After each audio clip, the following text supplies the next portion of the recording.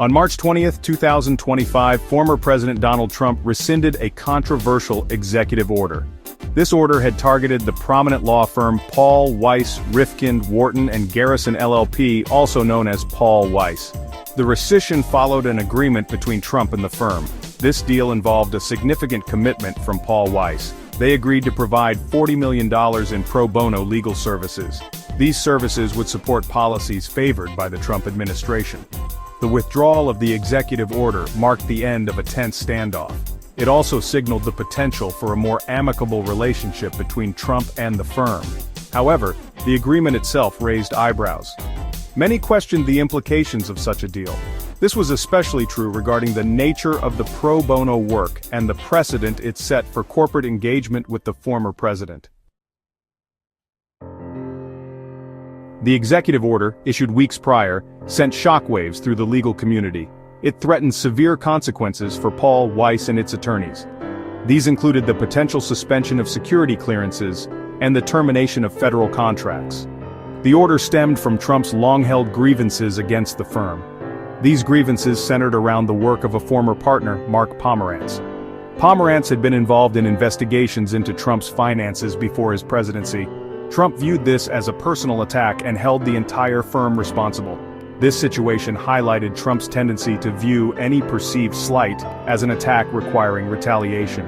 It also underscored his willingness to use executive power to pursue personal vendettas. The order against Paul Weiss was not an isolated incident. The agreement that led to the rescission of the executive order was complex. It involved several key concessions from Paul Weiss.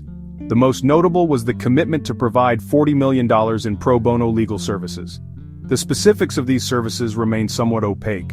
Reports indicate they will support Trump administration policies. These include providing legal assistance to veterans and combating antisemitism. However, the exact nature of this support and the degree of control Trump will have over it are unclear. Beyond the financial commitment, Paul Weiss also made significant policy concessions. Most controversially, they agreed to disavow the use of diversity, equity, and inclusion considerations in hiring and promotion decisions. This concession raised concerns about the potential chilling effect on diversity efforts within the firm and the legal profession as a whole. The agreement between Trump and Paul Weiss has sent ripples through the legal and corporate worlds. It serves as a stark reminder of the influence and pressure the Trump administration continues to exert, even after leaving office. The incident has raised questions about the vulnerability of corporations to political pressure. It also highlights the potential conflicts of interest that can arise when navigating relationships with powerful figures like Trump. The implications for Paul Weiss itself are significant. The firm now faces scrutiny over its decision to acquiesce to Trump's demands.